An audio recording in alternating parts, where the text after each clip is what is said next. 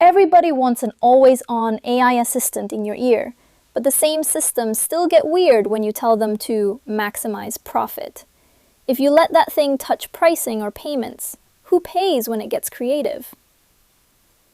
Hey, it is Monday, February 9th.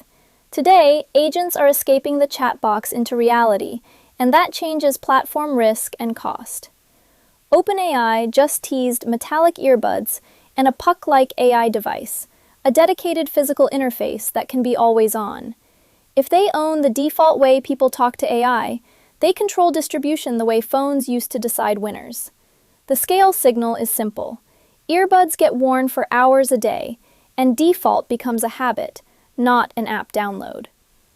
Fine, but show me the paper trail. If my product becomes a feature in the default assistant, what happens to my margins when the platform takes the relationship? And what does the contract say about data retention when the microphone is always on, because the first support ticket will be, "Your app recorded my meeting"? If I were building on top of that future, I would change my roadmap language.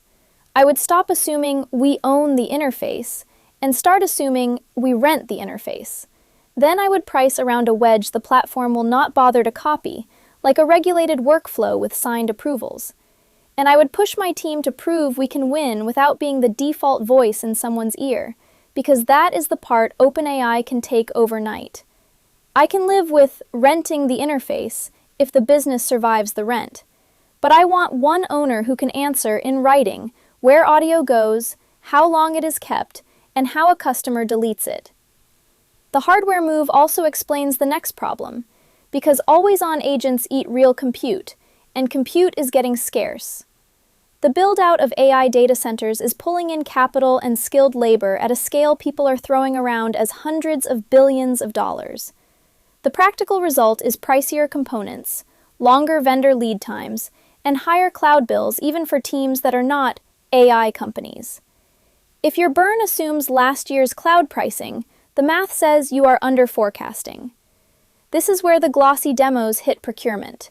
Your finance lead will ask why cloud costs jumped 30%, and your answer cannot be, the industry is investing hundreds of billions.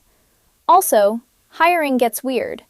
The best infrastructure people get bid up by the data center gold rush, and your open role sits for 90 days while your product team waits. I agree, and I will add a founder-level constraint. This works if you can lock in capacity early, but it breaks if you wait until you have traction to negotiate. The teams that win this year will treat compute like a strategic supplier, the way manufacturers treat a critical part. Honestly, I do not know how fast pricing normalizes, but I do know what happens when demand outruns supply. The buyer with a reservation gets to ship. If I were the CEO, I would reforecast burn with a higher cloud line, and I would pull forward vendor conversations that feel too early.